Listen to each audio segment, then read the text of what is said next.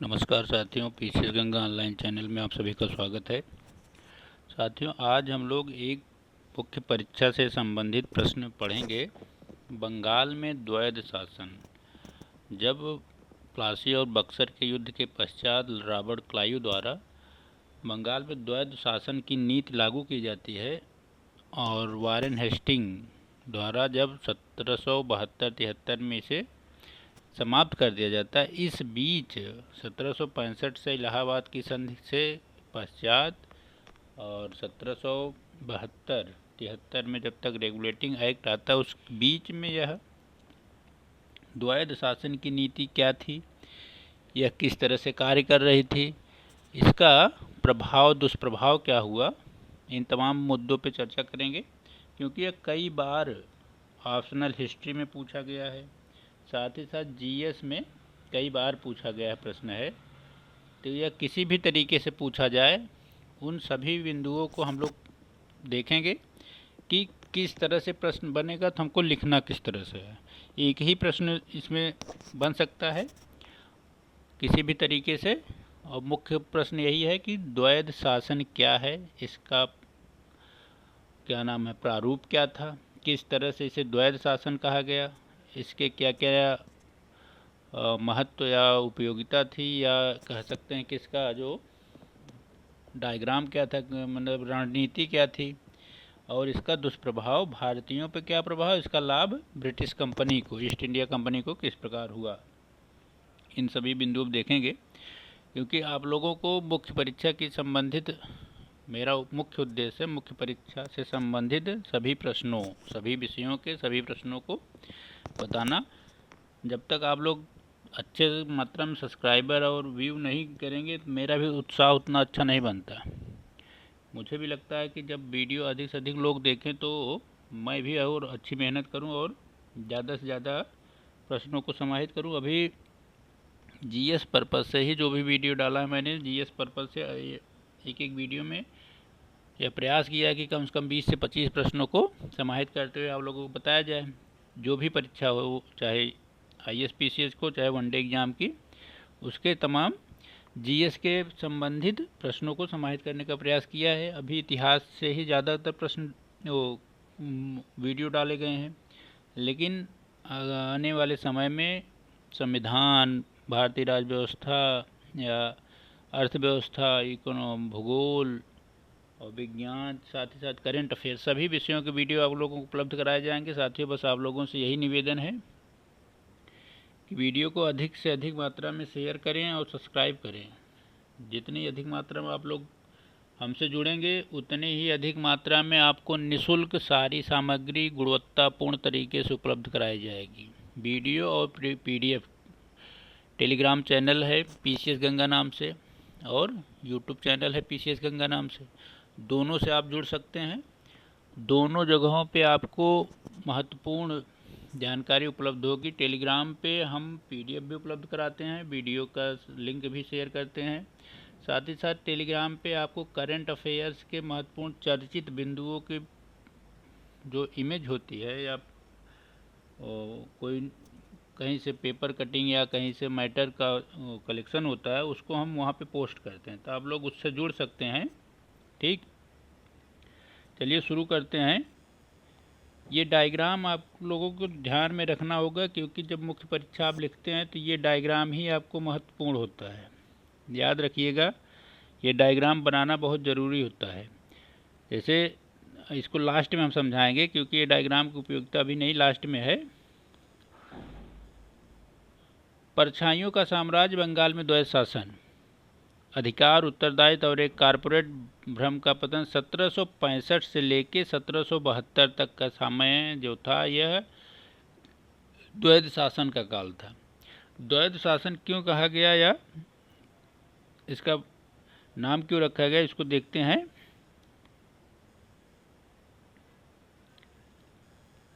(1765) में Robert Clive की वापसी हो जाती है।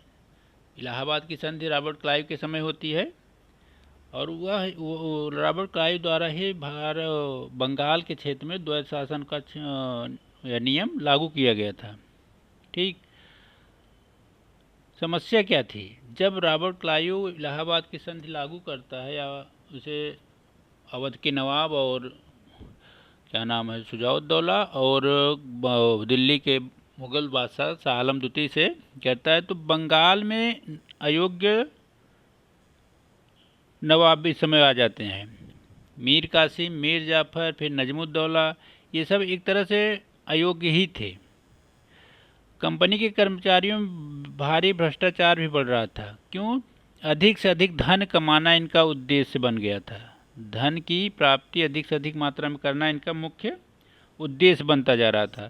केवल धन कमाने की लालसा थी। प्रशासन पूरी तरह से ठप था। कारण, कंपनी धन कमाने में व्यस्त थी और नवाब क्या था, इसके पास नवाबी तो थी लेकिन कार्य करने का अधिकार नहीं था।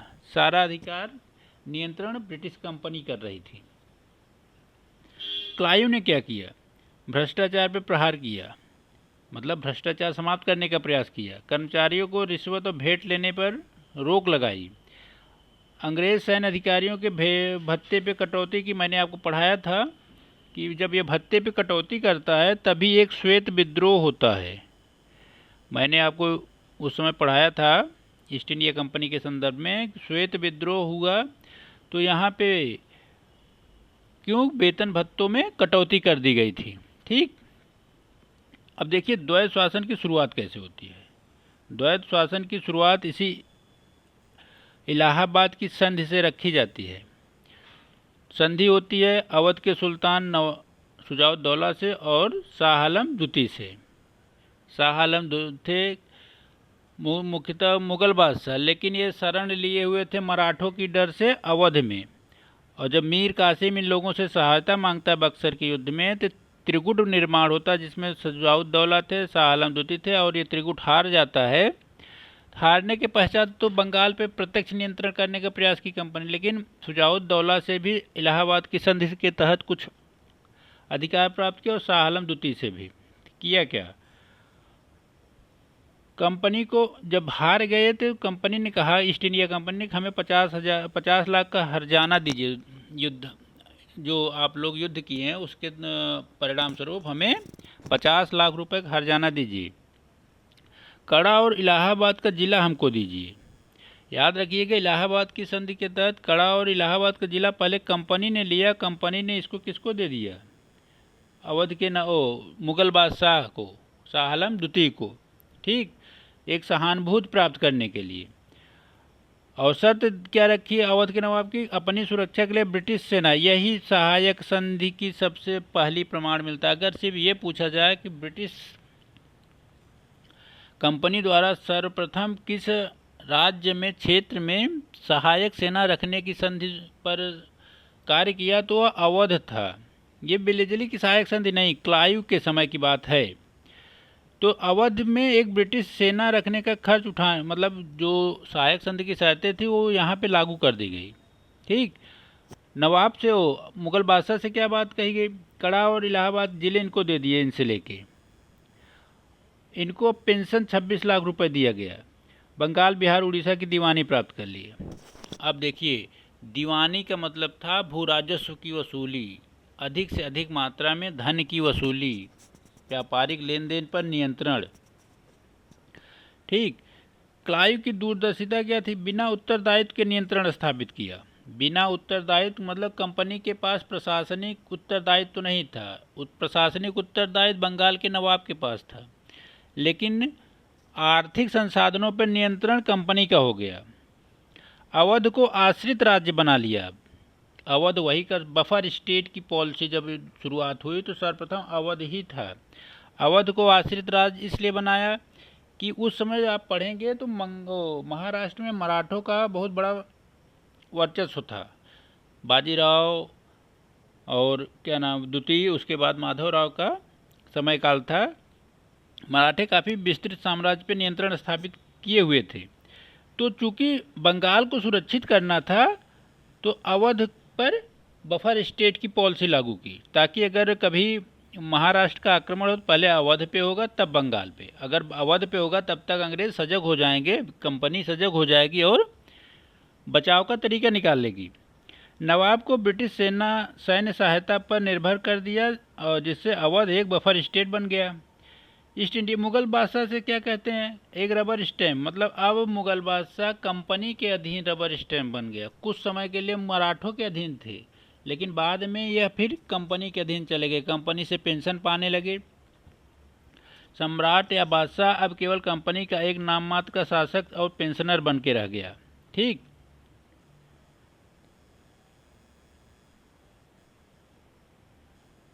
परिणाम क्या हुआ, क्लाइव ने सीधे उत्तरदायित्व लेने से बचते हुए अत्यधिक राजनीतिक लाभ प्राप्त किए। देखिए, प्रशासनिक उत्तरदायित्व लेने का मतलब था कि बंगाल के पूरे क्षेत्र, बंगाल, बिहार, उड़ीसा जो क्षेत्र था, उस पर लोगों के साथ सहयोग करके शासन स्थापित करना पड़ता, क्योंकि कंपनी को अभी अभी आए कितने दिन हुआ था, बहुत ज़्यादा दिन हुआ नहीं था। यहाँ की नीतियों, यहाँ के परिवेश, वातावरण या लोगों के रहन सहन से परिचित नहीं थे, न ही यहाँ की भाषा बोली से अच्छे से परिचित थे। तो इन्होंने सीधे सीधे प्रशासन को अपने हाथ में लेना उचित नहीं समझा, क्योंकि जन विद्रोह हो जाता। साथ ही साथ जो दूसरी विदेशी कंपनियां आई थी, चाहे पुर्तगीज, फ्रांसीसी, ये भी विद्रोह कर देती, क्योंकि ये तो अधीनता नहीं मानती ना, क्योंकि वो भी यूरोप में स्वतंत्र थी।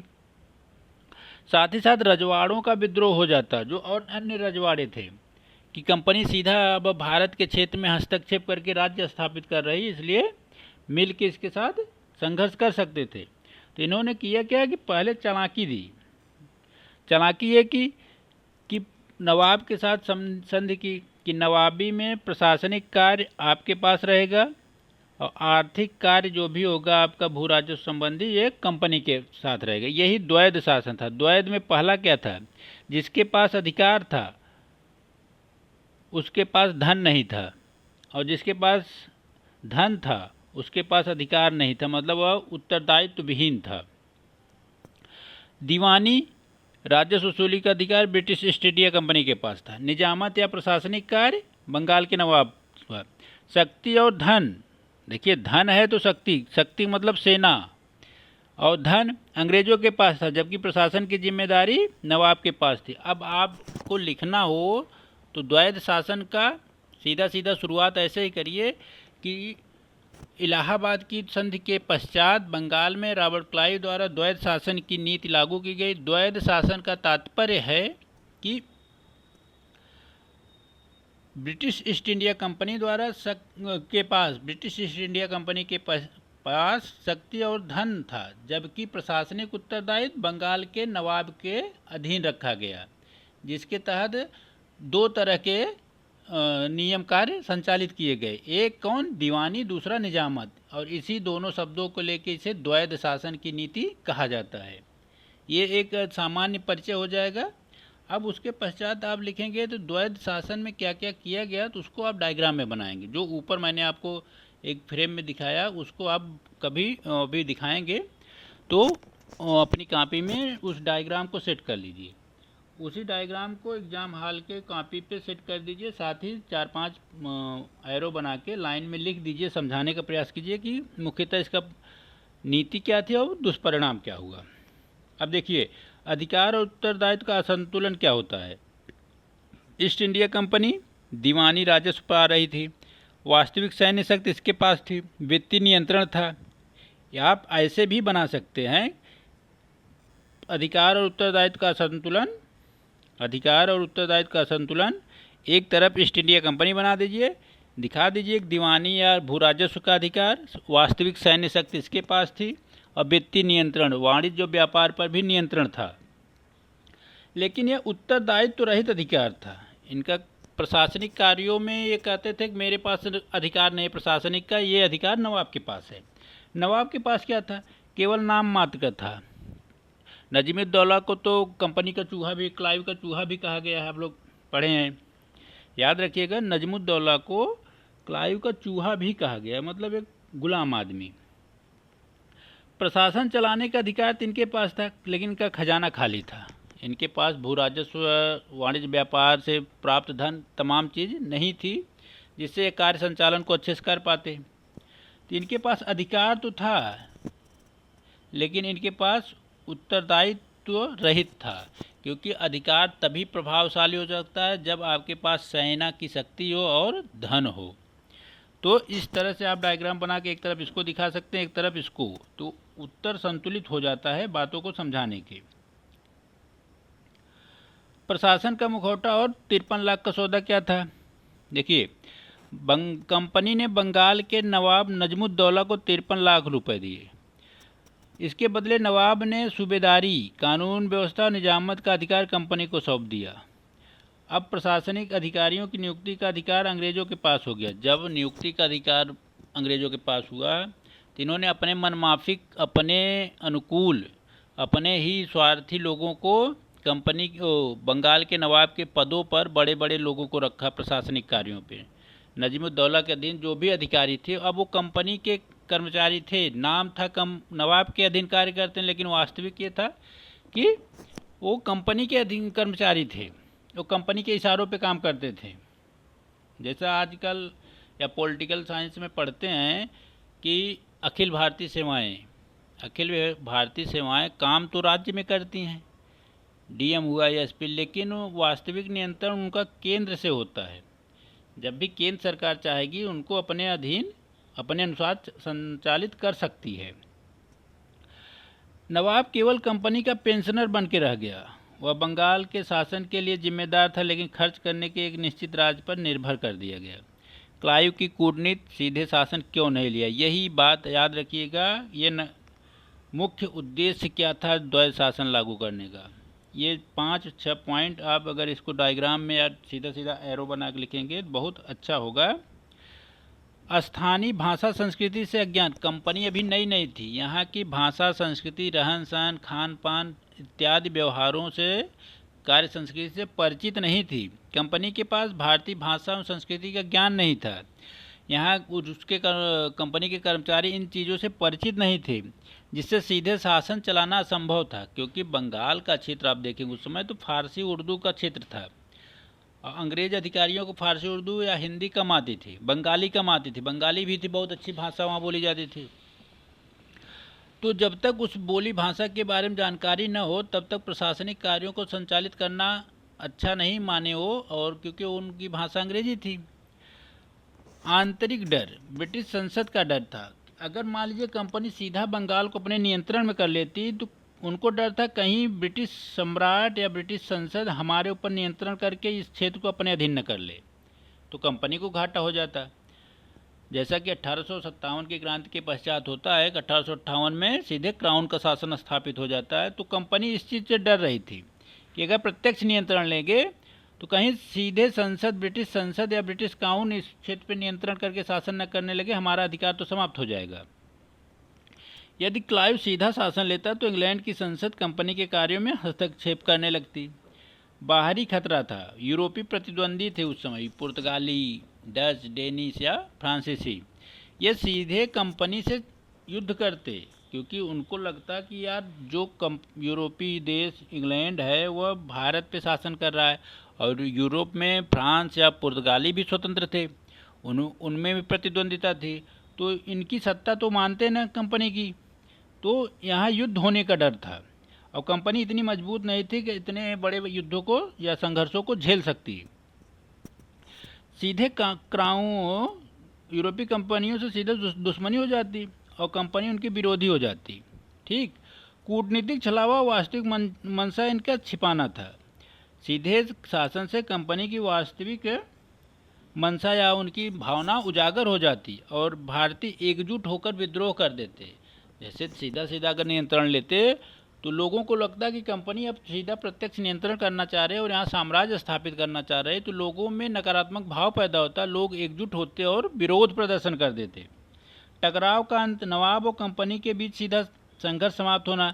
जैसे अगर किसी का अधिकार एकाएक छीन लीजिए तो वह, जैसे मीर कासिम के साथ क्या हुआ था, मीर जाफ़र की जगह जब मीर कासिम को नवाब बनाया गया तो मीर कासिम महत्वाकांक्षा के तहत यूरोपीय पद्धति से अपनी सैन्य शक्ति बढ़ाने लगता है, राजधानी परिवर्तन करता है और सेना का आधुनिकीकरण करता है।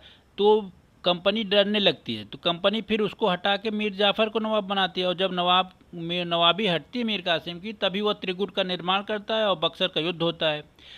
तो कंपनी ये जान रही थी कि अगर सीधा नवाब से सारी शक्तियाँ ले लेंगे तो नवाब कहीं न कहीं फिर कूटनीतिक मतलब चाले चलेगा भारत के अन्य रजवाड़ों से संधि समझौता करके कंपनी के साथ संघर्ष कर सकता है। तो अब बंगाल के नवाब को अपनी तरफ मिलाए रखना चाहते थे।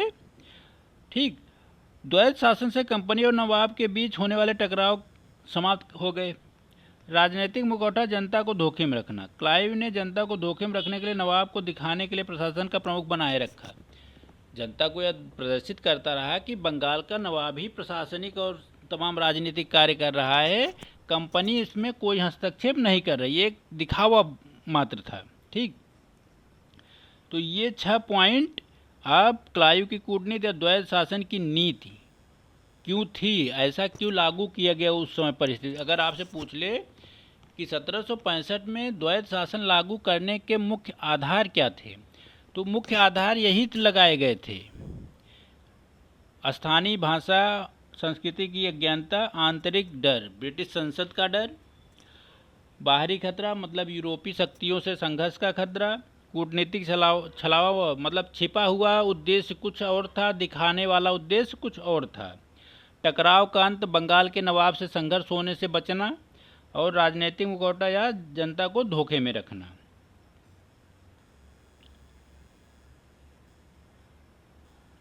कठपुतली अधिकारी और राजस्व वसूली का भारतीय चेहरा क्या था। देखिए, दीवानी तो अंग्रेजों के पास थी, ठीक, और इन्होंने मनमाने तरीके से उसकी वसूली करनी शुरू कर दी। रॉबर्ट क्लाइव ने राजस्व वसूली और आंशिक न्याय के लिए भारतीय उप दीवान नियुक्त किए। ये प्रश्न कई बार पूछा गया है, लेकिन इसको आप लिख सकते हैं जब भी मेंस परीक्षा में, मुख्य परीक्षा में। तो बंगाल में मोहम्मद रजा खां को नायब सूबेदार बनाया, बिहार में राजा सिताब राय, उड़ीसा में राय दुर्लभ को, और ये तीनों के तीनों प्लासी के युद्ध में अंग्रेज़ों के साथ मिले हुए थे। तो अंग्रेज़ों ने इनको नवाबी उप दीवान बनाया, लाभ दिया, और ये अंग्रेज़ों के अधीन ही कार्य करके ब्रिटिश कंपनी को ही लाभ दिलाने का प्रयास किए। ठीक, भारतीय जनता को लगता था कि हमारे ऊपर उप दीवान जो है भारतीय है, लेकिन वास्तविक रूप से ये छिपे हुए अंग्रेज थे, छिपे हुए अंग्रेज ही शासन थे। जो कंपनी कहती थी वो वही करते थे, उससे आगे कोई काम नहीं करते थे। ठीक, प्रमुख दीवानी कार्यालय मुर्शिदाबाद और पटना में स्थापित किए। असली नियंत्रण अंग्रेजों का था, चेहरा भारतीयों का। बताए ये तीनों तो दिख रहे थे भारतीय हैं, लेकिन असली कार्य ब्रिटिश ईस्ट इंडिया कंपनी कर रही थी इनके पीछे, द्वैत शासन के तहत। विनाश का चक्र क्या होता है इसमें समझिए। अंधाधुंध भू राजस्व की वसूली की जाने लगी।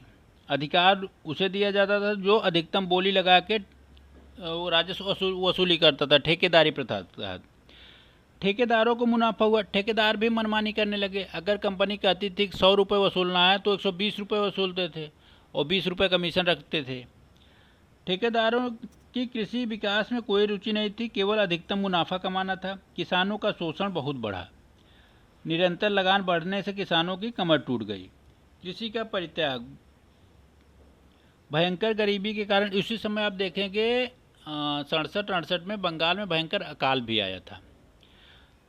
तो भयंकर गरीबी के कारण कई किसानों ने खेती करना छोड़ दिया। संपूर्ण बंगाल में अराजकता का वातावरण था। इसी को के.एम. पडिक्कर ने डाकू राज्य की तुलना दी थी। जब आप लिखेंगे इसको उत्तर को अगर आए तो वहाँ लिख सकते हैं के.एम. पडिक्कर की टिप्पणी 1765 से लेकर 1772 के द्वैत शासनकाल को उन्होंने डाकू राज्य की वो किया था।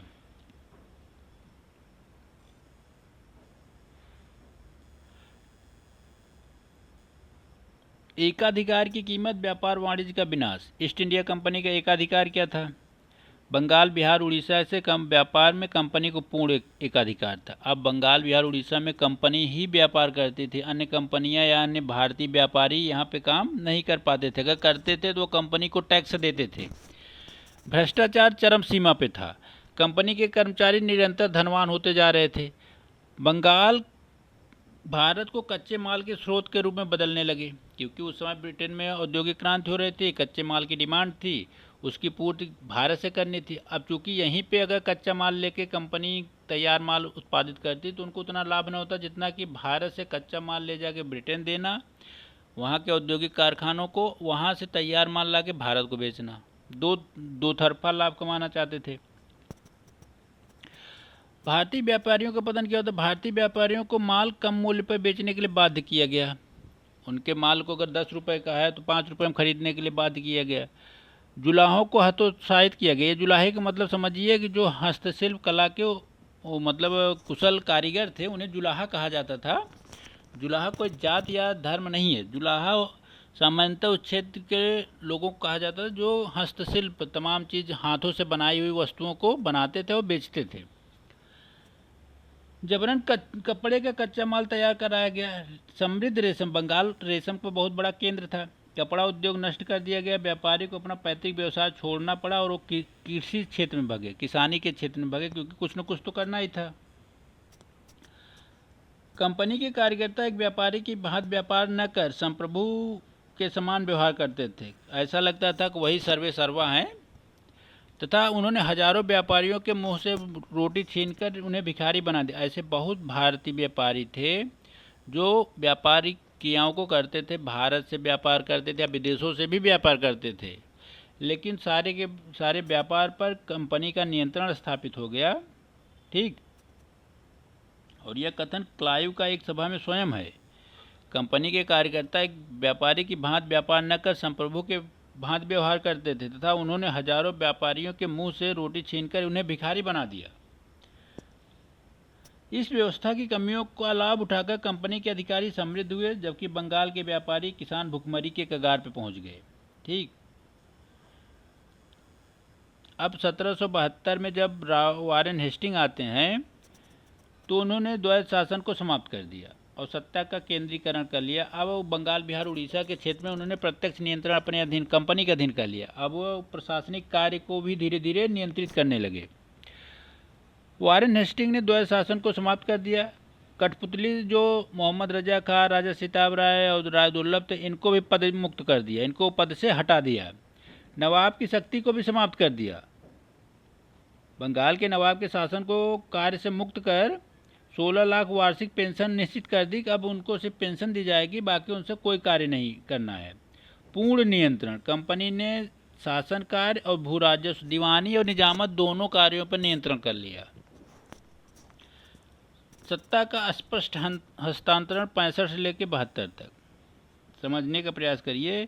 क्लाइव और वारेन हेस्टिंग। परोक्ष शासन, द्वैध शासन, मतलब दिख तो रहा, दिखाया ये गया कि बंगाल का नवाब शासन कर रहा है, लेकिन उसके पीछे किसकी शक्ति थी? कंपनी की। वारेन हेस्टिंग ने क्या किया ना, अब सिर्फ प्रत्यक्ष शासन होगा, कंपनी ही शासन करेगी, दीवानी निजामत सब कुछ। भारतीय उप दीवान नियुक्त किए, इन्होंने सबको समाप्त करके बोर्ड ऑफ रेवेन्यू का गठन किया। बंगाल के नवाब नाम मात्र के थे, यहाँ पे उनको समाप्त कर दिया गया, पेंशनर बना दिया गया। उद्देश्य कंपनी को राजनीतिक विवादों से बचाना और संसद से बचाना, भ्रष्टाचार को रोकना और राज्य को स्थिर करना इनका मुख्य उद्देश्य बना। परिणाम क्या हुआ?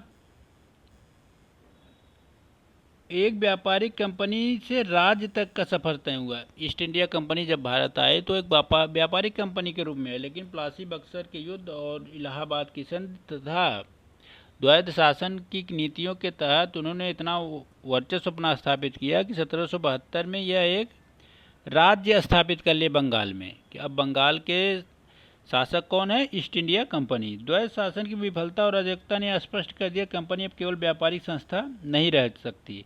रेगुलेटिंग एक्ट 1773, इस अधिनियम के माध्यम से बंगाल के गवर्नर को गवर्नर जनरल कहा गया। भारत की तत्कालीन सभी प्रेसिडेंसियों, मद्रास, बम्बई का शासन भार बंगाल के गवर्नर के अधीन कर दिया गया। ठीक, परछाइयों का साम्राज्य समाप्त हुआ। परछाई का तात्पर्य है कि कंपनी जो पीठ पीछे अपना शासन कार्य संचालित करती थी, नवाब के पीठ पीछे खड़े होकर, वह समाप्त हुआ। भारत में ब्रिटिश साम्राज्य का प्रत्यक्ष और संस्थागत शासन की नींव पड़ी। ठीक, अब इसको समझिए, इस डायग्राम को, तो आप समझेंगे कि किया क्या। पृष्ठभूमि स्थापना, रॉबर्ट क्लाइव द्वारा द्वैध शासन की शुरुआत होती है। इलाहाबाद की संधि के पश्चात होती है। दीवानी और निजामत अधिकारों की प्राप्ति दो वर्गों में बांटा गया और दोहरे शासन का जाल था। कार्य प्रणाली और संरचना क्या थी? राजस्व के अधिकार कंपनी के पास थे, नवाब के पास निजामत या प्रशासनिक कार्य थे। अधिकार रहित उत्तरदायित्व था, कंपनी के बंगाल के नवाब के पास अधिकार तो था लेकिन उत्तरदायित्व तो नहीं था, और उत्तरदायित्व रहित अधिकार। ठीक। द्वैध शासन के कारण यह औचित प्रशासनिक अधिकारियों की कमी थी, ब्रिटिश संसद के हस्तक्षेप का भय था, अन्य यूरोपीय कंपनियों से शत्रुता से बचना या भारतीय अन्य रजवाड़ों से बचना, भारतीयों में विद्रोह की संभावना को कम करना। ठीक। दुष्प्रभाव या कमियां, कृषि का विनाश हुआ, उच्च भू राजस्व वसूला गया, व्यापार वाणिज्य का ह्रास हुआ। ह्रास सेंस ये समझिए भारतीयों का ह्रास हुआ, कंपनी को तो लाभ हो रहा था। व्यापार वाणिज्य ये भारत के संदर्भ में समझिए, भारतीय व्यापारियों के। प्रशासनिक अराजकता और भ्रष्टाचार बढ़ा, किसानों और बुनकरों का भरपूर शोषण हुआ। बंगाल में आर्थिक दुर्बलता बढ़ी। आप एक लाइन और जोड़ सकते हैं कि बंगाल में 1767-68 के समय भयंकर अकाल भी आया। समाप्ति क्या होती है, इसे समाप्त कौन करता है? वारेन हेस्टिंग 72 में। रेगुलेटिंग एक्ट 1773 में आता है। नवाब के शासन कार्य से मुक्त कर दिया गया, गवर्नर जनरल का पद बनाया गया और ये भारत पर प्रत्यक्ष नियंत्रण स्थापित कर लिया गया। बंगाल के क्षेत्र से मद्रास और बम्बई को भी नियंत्रित किया जाने लगा। ठीक। तो यहीं से कंपनी की नींव पड़ी राज्य की, और धीरे धीरे पूरे भारत पे नियंत्रण स्थापित करते लगे। तो द्वैध शासन को समझिए और इसके संबंधित जो भी बिंदु हैं उसको नोट कर लीजिए। इससे बाहर कुछ नहीं लिखना है, इससे बाहर न कुछ कोई पॉइंट है न कोई चीज़ छूटी गई है। बस आपको करना क्या है, जब भी उत्तर लिखिए तो द्वैध शासन के संदर्भ में आप भूमिका में सिर्फ लिख दीजिए कोई कोटेशन, कि हम पडिक्कर का कोटेशन है या रॉबर्ट क्लाइव का कोटेशन जो था उसको लिख दीजिए। द्वैध शासन की परिभाषा लिख दीजिए, क्या है द्वैध शासन। परिभाषा के सेंस द्वैध शासन को परिभाषित करिए क्या है, और उसके पश्चात आप लिख सकते हैं कि इसकी पृष्ठभूमि कहाँ से बनी। ठीक। कार्यप्रणाली और संरचना क्या थी इसका, द्वैध शासन का कारण या औचित्य क्या था, क्यों लागू किया गया। ठीक। और इसकी कमियां या इस दुष्परिणाम क्या हुआ। अब फिर निष्कर्ष में आप लिख सकते हैं कि अंततः 1772 में वारेन हेस्टिंग द्वारा द्वैध शासन को समाप्त कर दिया गया और बंगाल के क्षेत्र में कंपनी का प्रत्यक्ष नियंत्रण स्थापित किया गया। साथ ही साथ निजामत या प्रशासनिक कार्य तथा दीवानी भू राजस्व वसूली समस्त शक्तियों को केंद्रीकृत करने का प्रयास किया गया कंपनी के अधीन। बस इतना लिख देंगे आपका उत्तर पूरा हो जाएगा। और याद रखिए, अगर इस तरह से लिख देंगे जितना बताया गया है, अगर 8 नंबर का आ रहा है तो 5 नंबर, और 12 नंबर का आ रहा है तो 7 नंबर आराम से पा जाएंगे। बस मात्रात्मक गलती ना हो और राइटिंग आपकी अच्छी होनी चाहिए। जय हिंद साथियों।